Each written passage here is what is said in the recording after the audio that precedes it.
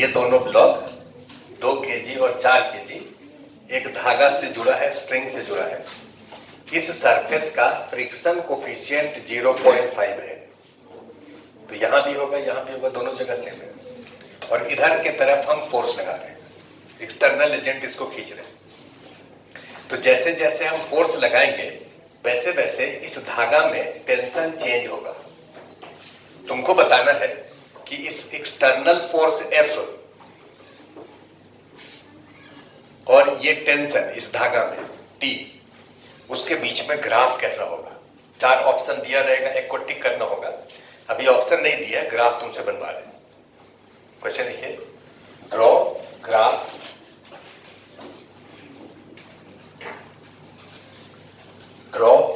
Between external force capital F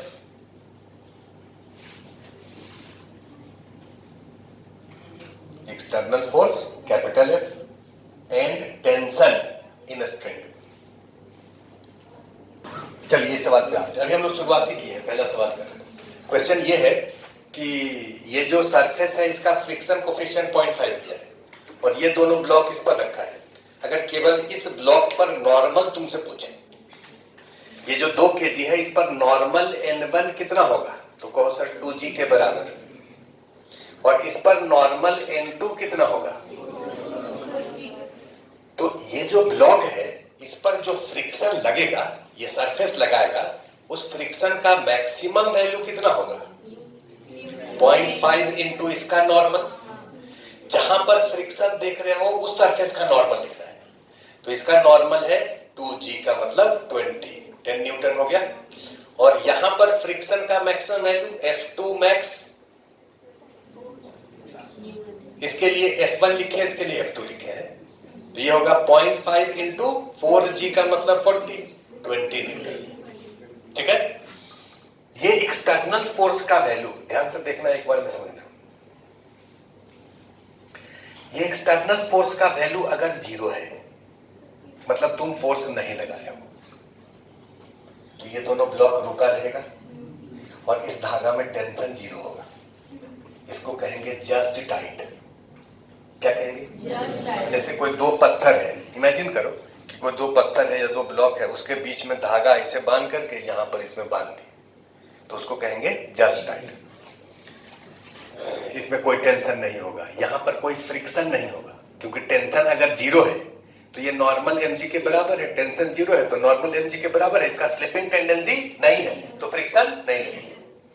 ये तो friction का मैक्सिमम वैल्यू निकाले हैं, फ्रिक्शन थोड़े बता रहे हैं। फ्रिक्शन तो आपको सिचुएशन देख करके निकालना है कि स्लिपिंग टेंडेंसी होगा तब फ्रिक्शन लगेगा, नहीं होगा तब नहीं लगेगा। तो इधर की तरफ फोर्स F लग रहा है, इसका वैल्यू अगर 0 है तो टेंशन कितना होगा, 0। और यहां पर जो फ्रिक्शन है उसको F2 लिखे हैं, क्योंकि ये N2 है ये N1 है, तो यहां के फ्रिक्शन को F2 लिखे हैं और यहां पर के फ्रिक्शन को F1 करें और एक्सेलरेशन A करें, क्योंकि इसका और इसका एक्सेलरेशन एक ही होगा, अलग अलग नहीं हो सकता। या तो दो ये खिंचाएगा तो ये भी खिंचा जाएगा, धागा टूटना नहीं चाहिए, धागा टूटेगा फिर तो ये रुक जाएगा, तो ये दोनों साथ साथ ही मूव करेगा। एक्सेलरेशन A मान लेते हैं हम। तुमको F और T में ग्राफ पूछे हैं, क्वेश्चन को आगे चेंज करके F कैपिटल F F2 में बनाएंगे, इसमें बनाएंगे, इसमें बनाएंगे, तो ये चारों ग्राफ आपसे पूछ सकते हैं। ये एक्सटर्नल फोर्स का वैल्यू अगर 0 है तो टेंशन कितना होगा, 0। और अगर टेंशन 0 है मतलब इसका स्लिपिंग टेंडेंसी नहीं है तो फ्रिक्शन 0, इसका भी नहीं है, फ्रिक्शन 0, एक्सेलरेशन 0। इस एक्सटर्नल फोर्स को 1 न्यूटन कर दो, 1 न्यूटन। अगर ये 1 न्यूटन हो जाए तो यहां पर फ्रिक्शन इधर लगेगा और टेंशन भी इधर लगेगा, तो बोलो पहले टेंशन डेवलप होगा कि फ्रिक्शन डेवलप होगा। मतलब तुम ये कह रहे हो कि सर 1 न्यूटन जब लगाएंगे तो ये वाला जो सरफेस है इसमें फ्रिक्शन F2 है, तो इस F2 का वैल्यू 1 न्यूटन हो जाएगा। और ये जब 1 हो गया तो टेंशन यहां 0 ही रह जाएगा। और टेंशन इसमें अगर 0 है तो यहां फ्रिक्शन नहीं लगेगा, क्योंकि इसका स्लिपिंग टेंडेंसी नहीं है, तो ये फ्रिक्शन 0 होगा। और ये मूव नहीं कर रहा है, ये भी मूव नहीं कर रहा, तो एक्सेलरेशन 0 होगा। तुम लोग ऐसा कर रहे हो। लेकिन ऐसा काहे कार्य हो कि ये एक लगाए, तो हम तो ऐसे भी सोच सकते हैं कि पहले टेंशन एक हो गया, फ्रिक्शन अभी जीरो रहा। इसका एक है तो टेंशन एक हो जाए, फ्रिक्शन जीरो हो जाए, इसमें क्या दिक्कत है? ऐसा कौन सा लॉ है? ये न्यूटन का चौथा लॉ होगा तो बता दो कि सर ये चौथा लॉ है जिसमें कहा गया है कि पहले जो है फ्रिक्शन डेवलप, पहले टेंशन डेवलप नहीं होगा, पहले फ्रिक्शन डेवलप होगा।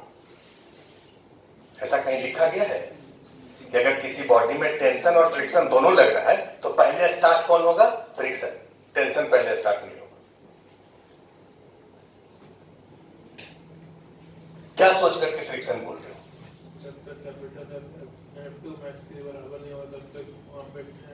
ये हम लोग जनरल चीज सोच करके, मैकेनिक्स जो है वो दिखने का चीज है, जब तक दिख नहीं रहा है तो तुम उसको सॉल्व नहीं कर सकते। अगर तुम इमेजिन करो कि दो ब्लॉक है, इमेजिन करो दो पत्थर है बड़ा बड़ा, दोनों के बीच में एक जो है रस्सी बांध दी है। अब एक बार एक जो पत्थर है उसको खींच रहे, ठीक, तो इसको एक न्यूटन से खींचे तो वो जो धागा दोनों में बंधा था, इमेजिन करो कि अगर ये दोनों धागा लूज है, सपोज टाइट नहीं है, लूज है, ये ब्लॉक है और इसके बीच में ये लूज धागा बंधा हुआ है और यहां पर फोर्स F लगा है, तो इस फोर्स का वैल्यू अगर 1 न्यूटन होगा तो सबसे पहले होगा कि ये ब्लॉक स्लिप करना चाहेगा, और जैसे ही स्लिप करना चाहेगा तब ये धागा टाइट होगा, और जैसे जैसे टाइट होगा वैसे वैसे टेंशन बढ़ेगा। तो ये जो अभी धागा है ये जस्ट टाइट है, टेंशन जीरो है। 1 न्यूटन लगाए हो तो पहले जब ये स्लिप करना शुरू कर देगा, थोड़ा सा स्लिप करेगा, तो जैसे ही स्लिप करेगा तब ये टाइट होना शुरू होगा। जब तक ये स्लिप नहीं किया है, अपने ही जगह पर स्थिर है, तब तक ये धागा टाइट नहीं होगा। मतलब पहले फ्रिक्शन डेवलप होगा। रटना नहीं, समझना है इसको, और रटने लगे तो बात ही भूल जाओगे। अरे क्या बोले थे सर, पहले फ्रिक्शन की टेंशन, ओ पहले टेंशन, तो ये 1 है, यहां 1 लगा दो, यहां 0। इस बात को समझना है कि जैसे ये जो बेंच है, इस बेंच से उस बेंच को बांध दिए, अब हम इस बेंच पर फोर्स लगा दें, जब तक ये बिल्कुल स्थिर है तब तक जितना टेंशन था उतना ही रहेगा, लेकिन जैसे ये थोड़ा सा स्लिप कर जाए तो उसमें टेंशन बढ़ जाएगा, धागा खिंचाव हो जाएगा, तो टेंशन इंक्रीज करेगा। तो पहले ये स्लिप करना चाहिए, तो स्लिप करने का मतलब फ्रिक्शन पहले मैक्सिमम हो जाना चाहिए, तब टेंशन डेवलप होगा। ये समझ आया? तो F2 का वैल्यू 1 हो गया, टेंशन 0 हो गया, F1 ये। अब उसके बाद इसका वैल्यू बढ़ाओ, 1 से बढ़ा करके 2 कर दो, 3 कर दो, 5 कर दो, तो ये फ्रिक्शन कितना हो जाएगा? 5। ये 5 है, अभी भी स्टैटिक है, अभी ये स्लिप नहीं किया है, तो टेंशन कितना होगा? 0 0 0। कहां तक इस फोर्स को बढ़ाएंगे? 20 तक, क्योंकि इसका मैक्सिमम वैल्यू 20 है। ये क्या होगा? 20। अभी तक ये 0 होगा, अभी तक कोई टेंशन डेवलप नहीं होगा। जैसे ही इसका वैल्यू 20 से 21 कर देंगे, ये देखो 21 कर दिया, तो ये वाला वैल्यू तो 20 हो चुका, बाकी जो बचेगा 1 न्यूटन यहां डेवलप होगा। ये मैक्सिमम हो गया 20, अब 1 न्यूटन इसमें आया, यहां पर अब इस वाले ब्लॉक पर 1 न्यूटन इधर लगेगा, और यहां जो फ्रिक्शन है वो इधर लगेगा, और ये फ्रिक्शन F1 ये कितना होगा? 1 न्यूटन। एक्सेलरेशन अभी भी 0। इस फोर्स को और बढ़ाओ 21 से 22, 23, जैसे जैसे बढ़ाओगे ये अब नहीं बढ़ेगा, F2 तो कांस्टेंट है, ये टेंशन धीरे धीरे बढ़ेगा, उसमें खिंचाव धीरे धीरे बढ़ेगा, और ये फ्रिक्शन भी बढ़ेगा। बताओ इसका वैल्यू कहां तक और बढ़ाए कि ये रुका ही रहे? और सर ये वाला 10, ये 10 और ये 20 है, तो टोटल इस पर 30 लगेगा। इसका वैल्यू अगर 30 करते हैं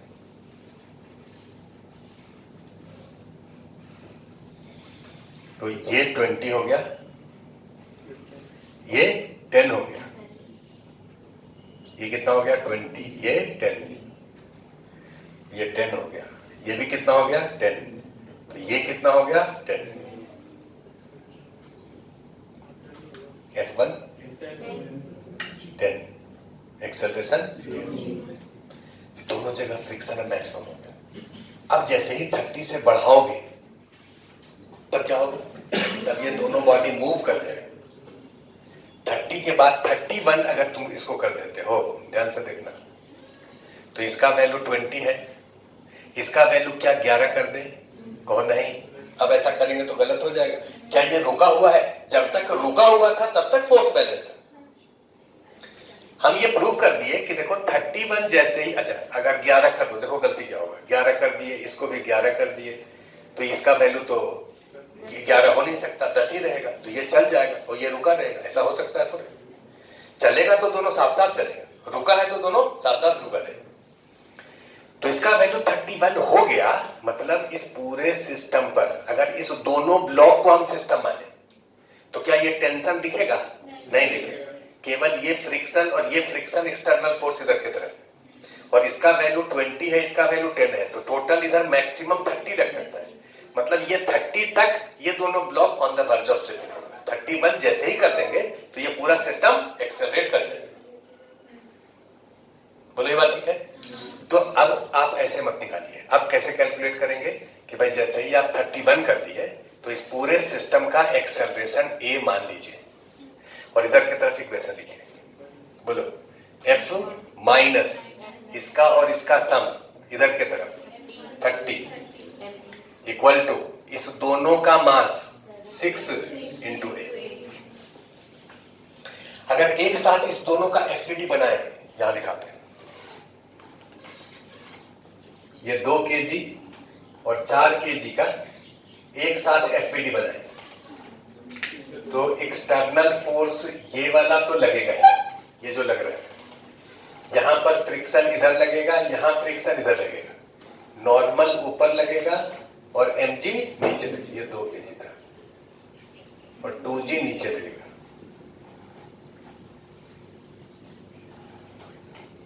ये फ्रिक्शन F2 मैक्स हो जाएगा जो कि मूविंग स्टार्ट कर चुका है, ये F1 मैक्स हो जाएगा, और इस पूरे का एक्सेलरेशन ए हो जाएगा। अगर इस दोनों को सिस्टम माने, ये एफवीडी कब बना है? ये एफवीडी है जब 2 + 4 को सिस्टम लिया। यहां जो ये एफवीडी पर टी दिख रहा है, ये इसके लिए है, केवल टी है, फ्रिक्शन है, mg है, नॉर्मल है। लेकिन इस दोनों को सिस्टम लेंगे तो क्या टेंशन दिखेगा? वो इंटरनल फोर्स हो जाएगा। तो ये पूरा सिस्टम इधर की तरफ एक्सेलरेट हो रहा है, तो एक्सेलरेशन कितना होगा? कहो इधर की तरफ नेट फोर्स F, और इस दोनों का सम कितना हो गया? 30 equal to 6a।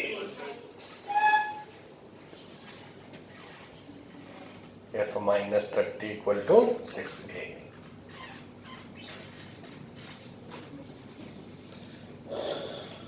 F minus 30 equal to 6a, तो बोलो a कितना हो गया?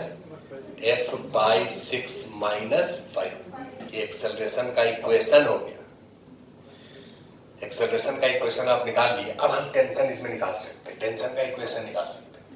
अगर यहाँ का टेंशन निकालना है, इस दोनों को सिस्टम लेंगे तो क्या टेंशन निकाल सकते हैं? और नहीं, टेंशन निकालना है मतलब उसको एक्सटर्नल बनाना पड़ेगा। वो एक्सटर्नल कैसे बनाएंगे? केवल इसको सिस्टम लीजिए और इसका इक्वेशन लिखिए। इस 2 kg का केवल इक्वेशन बोलो लिख करके इधर की तरफ। पूरे का एक्सेलरेशन ए है तो इसका भी एक्सेलरेशन ए होगा। इधर की तरफ इक्वेशन लिख रहे हैं इसका, t minus 10 equal to 2a।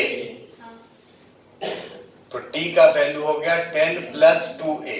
ए यहां से रखते हैं, f बाई 6 माइनस 5, तो t हो गया ये 2 इंटू 10 और 10 कैंसिल, f बाई 3। टेंशन कितना हो गया? f by 3। टेंशन का वैल्यू हो गया f बाई 3। मतलब जितना ये फोर्स है, टेंशन उसका 1/3 होगा। जब ये एक्सेलरेट कर जाएगा तब 31 में एक्सेलरेट कर गया। देखो 31 के लिए लिख रहे हैं, अगर ये 31 है तो ये फ्रिक्शन कितना है? 20। ये फ्रिक्शन कितना होगा? 10, क्योंकि एक्सेलरेट कर चुका है।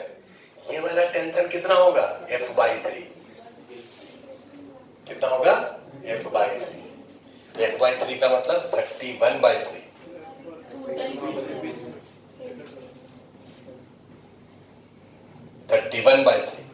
और पूरे सिस्टम का एक्सेलरेशन कितना होगा? तो F के जगह 31 रख लो। 31/6 - 5 मतलब 1/6, तो एक्सेलरेशन हो गया 1/6। अब जैसे जैसे इस फोर्स को बढ़ाओगे वैसे वैसे एक्सेलरेशन बढ़ेगा, लेकिन ये दोनों फ्रिक्शन चेंज नहीं करेंगे, टेंशन बढ़ेगा। अगर 32 कर दो तो ये 32/3 हो जाएगा, 33 कर दो तो 33/3 हो जाएगा। देखिए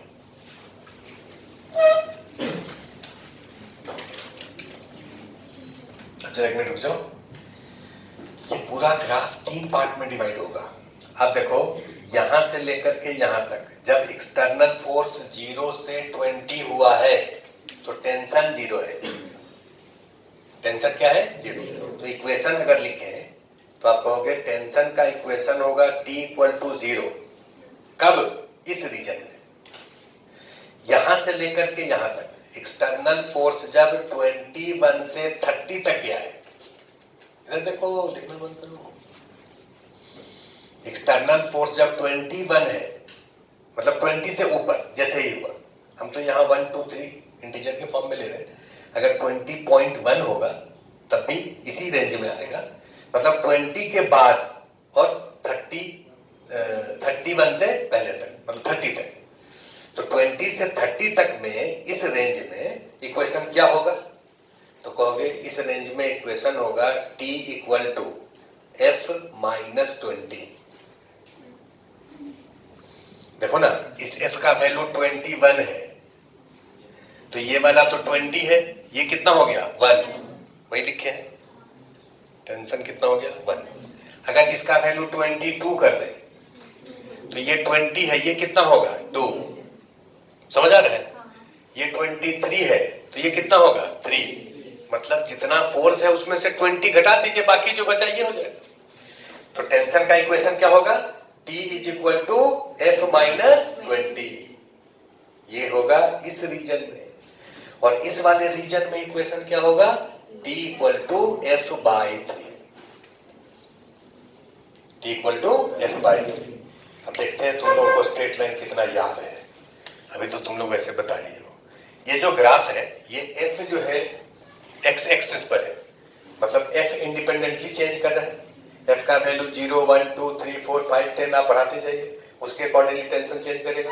तो 3 पार्ट में ये ग्राफ बनेगा। एक होगा जब F का वैल्यू चेंज करता है 0 से लेकर के 20 तक, 0 से 20 तक, उसके बाद 20 से 30 तक, उसके बाद 30 से आगे। जब 0 से 20 तक चेंज करेगा तो टेंशन 0 होगा, और 20 से 30 तक चेंज करेगा तो ये स्ट्रेट लाइन है, ये y एक्सिस पर है, ये x एक्सिस पर है। y = 1x - 20। देखो ऐसा ही दिख रहा है कि नहीं? तुम yx में पढ़े हो, हम df में बनवा रहे हैं। तो इसका स्लोप कितना होगा? 1। स्लोप कितना होगा? y = mx + c होता है ना, तो स्लोप हो गया 1। 1 का मतलब x एक्सिस से एंगल कितना? 45। tan 45 1 होता है। इसका मतलब इसके बाद ग्राफ ऐसा हो, और ये वाला एंगल 45 डिग्री होगा, और इसका y इंटरसेप्ट क्या होगा? -20। ये देखो, इस वाले ग्राफ को जब पीछे बढ़ाएंगे तो कहां कट करेगा? -20 पर। लेकिन इसको हम सॉलिड से नहीं दिखाएंगे, क्योंकि ये वाला ग्राफ वैलिड तो केवल इसी रीजन में है, इससे पहले इधर वैलिड है और आगे वैलिड है। तो इसको डॉटेड से तुम दिखा सकते हो, सही है, लेकिन सॉलिड वाला पार्ट केवल इसी रीजन में रहेगा। इसके आगे भी दिखाना चाहते हो तो डॉटेड से दिखाओ, कोई दिक्कत नहीं। इसके बाद ग्राफ क्या है? T = F/3। ये किसका ग्राफ है? स्ट्रेट लाइन का। इसका स्लोप कितना होगा? 1/3। 1/3 1 से ज्यादा होता है कि कम? कम। तो इसका मतलब इसके बाद इस लाइन से नीचे की तरफ शिफ्ट कर जाए, स्लोप घट जाए। तो स्लोप का मतलब है हॉरिजॉन्टल से ये एंगल अगर थीटा है तो tan थीटा कितना होगा? 1/3। हॉरिजॉन्टल से ही तो एंगल स्लोप होता है उसका tan थीटा, तो tan थीटा कितना होगा? 1/3। इसके आगे ग्राफ ये, मतलब ऐसे ऐसे और फिर ऐसे। देखो कृपया डायग्राम बनाए। 5 kg ब्लॉक, यहाँ फ्रिक्शन कोफिशिएंट 0.1 है, और ये 10 kg ब्लॉक इसके और सरफेस के बीच में 0.2 है, और इधर फोर्स हम लगाए हैं 50 न्यूटन।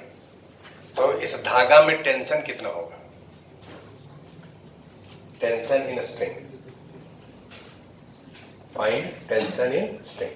चलो हमसे समझो, बहुत देर हो गया। यहां देखो, कृपया यहां देखें। इस दोनों के बीच में मैक्सिमम फ्रिक्शन कितना होगा? 0.1 इंटू 50। यहां पर नॉर्मल कितना है? 5G। 5G मतलब 50, तो 5 हो गया मैक्सिमम फ्रिक्शन। और यहां पर मैक्सिमम फ्रिक्शन 100 का मतलब 20। यहां पर मैक्सिमम फ्रिक्शन 20 होगा, यहां पर 5 होगा। ध्यान दो, इस दोनों को अगर सिस्टम ले तो टोटल इधर 25 मैक्सिमम लगेगा, और ये खींच कितने से रहा है? 50, मतलब बॉडी एक्सेलरेट कर जाएगा। ये प्रूव हो गया। अब एक्सेलरेशन ए मानिए और एक्सेलरेशन निकालिए। तो बहुत सर, इधर के तरफ नेट फोर्स बाय मास, इधर के तरफ नेट फोर्स कितना? 50 माइनस 25, क्योंकि यहां 20 लगा, यहां 5 लगा, तो इधर कितना लगा? 25। तो नेट फोर्स इधर हो गया बाय मास कितना? 25, सॉरी 15। तो ये हो गया 25 बाय 15 का मतलब 5/3। इसमें तो कुछ दिख ही नहीं रहा है, थोड़ा पीछे हो जाओ। ये हो गया 5/3। एक्सेलरेशन 5/3 हो गया। अब तुमको टेंशन निकालना है, तो टेंशन निकालना है तो दोनों का एक साथ में तो टेंशन नहीं निकलेगा। केवल इसका लिखो या केवल इसका लिखो। केवल इसका जब लिखोगे तो टेंशन इधर लगेगा, फ्रिक्शन इधर लगेगा, और एक्सेलरेशन तो उतना ही होगा। तो इक्वेशन क्या लिखोगे?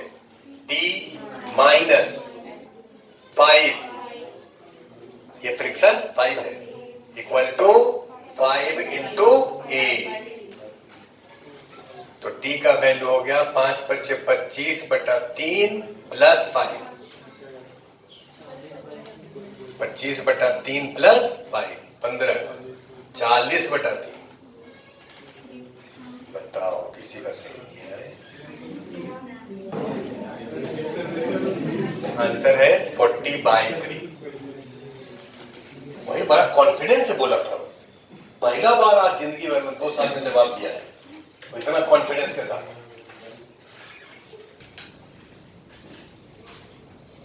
इस क्वेश्चन में 2 ब्लॉक है, इस सरफेस का फ्रिक्शन कोफिशिएंट 0.5 दोनों जगह है। अगर एक ही जगह लिखा है मतलब यहां के लिए भी और यहां के लिए भी। इधर धागा बांध के खींच रहे हैं 100 न्यूटन से, इधर खींच रहे हैं 80 न्यूटन से। तो इस स्ट्रिंग में कितना टेंशन होगा ये निकालना है। चलो यहां देखो, समझो, बहुत ऑप्शन दे दिए। यहां ध्यान दो, लिखना बंद कर दो, कर दिया लिखना बंद। ये बताओ, ध्यान से देख करके बोलना, अगला क्वेश्चन हो जाना चाहिए, एक बार में देखते ही बन जाए। वो कैसे होगा सो देखो।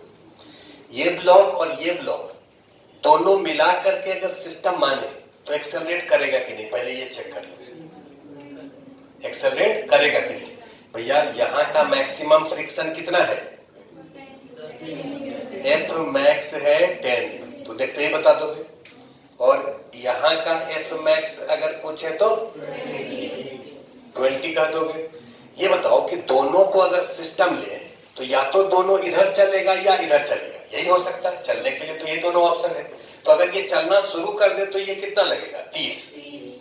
मतलब अगर इधर की तरफ चल रहा है तो 30 इधर की तरफ फोर्स लगेगा। 30 से ज्यादा तभी ना चलेगा, 30 से कम लगेगा तो चलेगा, फ्रिक्शन चलने देगा।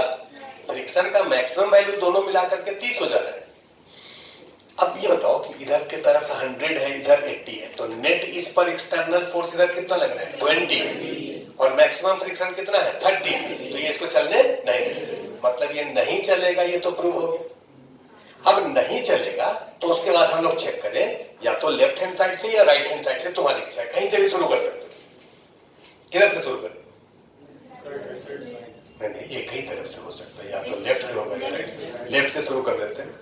यहां से अगर शुरू करें, ध्यान से इसको देखो, ये फोर्स कितना है 80, ये फ्रिक्शन अपना मैक्सिमम हो जाएगा। इधर से चेक कर रहे हैं तो हम इधर से जितना फ्रिक्शन है पहले उसको मैक्सिमम करेंगे, तो फ्रिक्शन मैक्सिमम कितना हो गया 10, बाकी जो बचा टेंशन में आ गया 70, आ गया ना। अब आ गया, केवल इतना करके आंसर छोड़ देंगे गड़बड़ा जाएगा पूरा, उधर भी वो वैलिड होना चाहिए।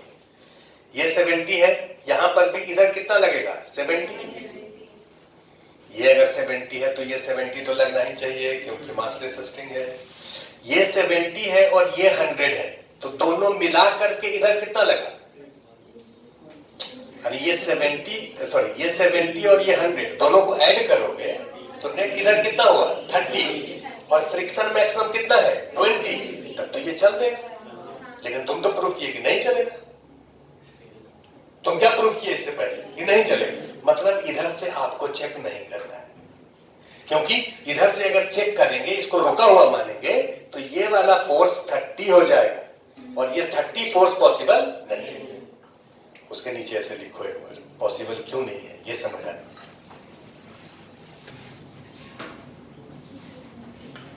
इस दोनों ब्लॉक को फिर से बनाइए, लेफ्ट साइड से हम लोग चेक किए लेकिन वो वैलिड नहीं हुआ। अब चेक कर रहे हैं राइट हैंड साइड से। पहले हम लोग ये चेक कर चुके हैं कि ये सिस्टम मूव नहीं करेगा।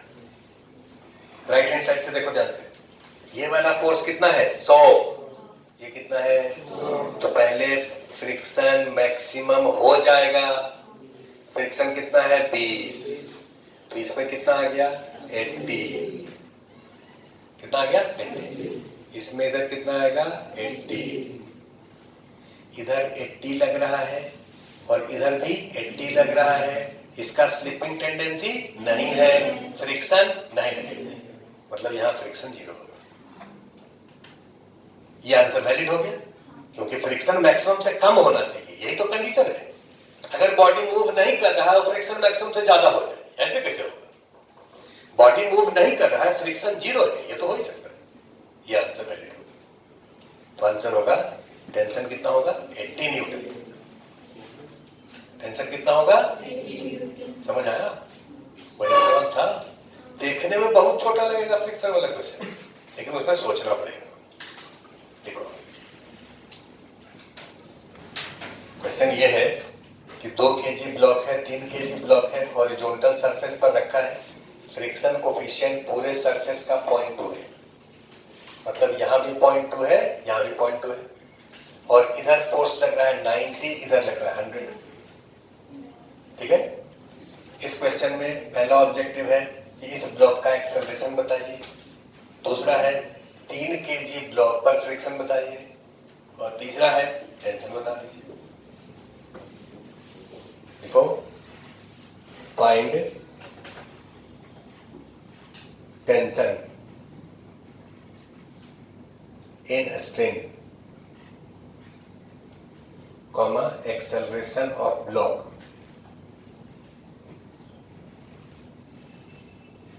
And friction force on blocks. अभी भी तुम लोग पूरा कॉन्फिडेंटली नहीं बोल रहे, ध्यान दो इधर। सबसे पहले तुम ये चेक करो कि ये सिस्टम मूव करेगा कि नहीं। लिखो हिंदी में, check weather system will move or not.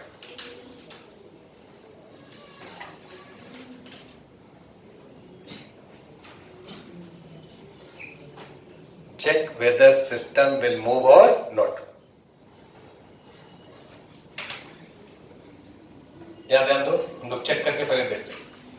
ये जो 2 kg ब्लॉक है, इस पर मैक्सिमम फ्रिक्शन निकाल लो। इस पर तो कहोगे 0.2 इंटू 24, और इस पर 0.2 इंटू 30 का मतलब 6। ये दोनों अगर मूव किया तो या तो इधर करेगा या इधर करेगा।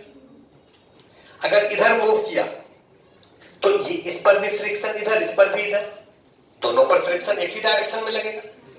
अगर ये दोनों बॉडी मूव किया तो फ्रिक्शन का डायरेक्शन दोनों पर एक ही होगा, अलग अलग नहीं हो सकता। मूव नहीं कर रहा है तो अलग अलग हो सकता है। तो ये अगर इधर मूव किया तो नेट फोर्स इधर कितना होगा 10, नेट मैक्सिमम कितना फ्रिक्शन लगेगा 10, और इधर की तरफ नेट कितना लग रहा है 100 माइनस 90 10, तो इधर की तरफ नेट फोर्स लग रहा है इस पर 10 न्यूटन और फ्रिक्शन भी 10 लग ही रहा है, लग ही सकता है, तो क्या फ्रिक्शन उसको चलने देगा? 10 से अगर थोड़ा सा ज्यादा, ये अगर 89 रहता तब ये मूव कर जाता, एक्सेलरेशन हो जाता। कितना करते एक्सेलरेशन? कहते सर इधर 11 लग रहा है और इधर 10 लग रहा है, तो नेट हो जाता 1/6, सॉरी 1/5 एक्सेलरेशन हो जाता। लेकिन यहाँ 89 नहीं 90 दिया है, 91, 92, 93 कुछ भी दिया रहेगा, ये मूव नहीं करेगा। 90 से कम होगा तब ये मूव कर जाएगा। तो ठीक है, अब ये मूव नहीं करेगा, ये प्रूव हो गया। तो लिखो since external force is 10 Newton,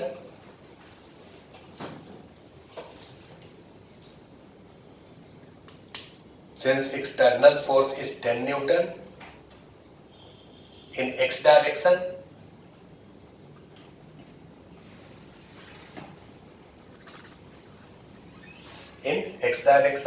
and maximum friction is also 10 Newton. So system will not move. ठीक है, इस बार राइट से चेक करते हैं। तो राइट से अगर इधर से चेक करें तो एक्सटर्नल फोर्स इधर 100 लग रहा है, पहले फ्रिक्शन पूरा मैक्सिमम हो जाएगा। कितना है? 6, बाकी कितना बचा? 94। इस पर कितना लगेगा? 94। इस पर इधर 94 न्यूटन है और इधर की तरफ 90 भाई साहब तो ऑलरेडी है ही पहले से, तो ये 94 और ये 90, तो नेट इधर कितना लगा? 4। फ्रिक्शन इधर कितना लगेगा? 4। क्योंकि मूव नहीं कर रहा है ना, तो इस मूव नहीं कर रहा तो नेट फोर्स बैलेंस रहेगा। इधर 4 नेट, इसमें से इसको घटाएंगे तो नेट इधर 4 होगा, तो फ्रिक्शन में कितना लगेगा? 4। तो दोनों में फ्रिक्शन कितना लगेगा? टेंशन नहीं। एक क्वेश्चन और प्रैक्टिस करवा रहे हैं। ये दोनों ब्लॉक है सेम जैसे था, फ्रिक्शन कोफिशिएंट 0.3 है, इधर फोर्स 120 है, इधर 115 है। इस धागा में टेंशन निकालना है, दोनों ब्लॉक का एक्सेलरेशन निकालना है और दोनों ब्लॉक पर फ्रिक्शन निकालना है। तो चलो देखो, फ्रिक्शन एक्सेलरेशन होगा, तो लिखते हैं चेक फॉर एक्सेलरेशन। बताओ यहां पर मैक्सिमम फ्रिक्शन कितना है? 0.3 इंटू 20 का मतलब 6 और यहां पर 0.3 इंटू 30 का मतलब 9। मैक्सिमम दोनों मिलाकर के 15। तो डिफरेंस अगर 15 एक डायरेक्शन में होगा तभी ये मूव करेगा, या उससे ज्यादा होगा तब मूव करेगा। 15 या कम है तो मूव नहीं करेगा। इस पूरे सिस्टम पर इधर फोर्स कितना है? 5 और रोकने वाला फोर्स कितना है? मैक्सिमम 15। तो चलने देगा? नहीं। इसका मतलब नहीं चलेगा। इस पूरे सिस्टम का एक्सेलरेशन 0। हाँ, इधर देखो, तो इधर की तरफ नेट फोर्स कितना लगा? 5 न्यूटन और फ्रिक्शन का मैक्सिमम वैल्यू 15 है।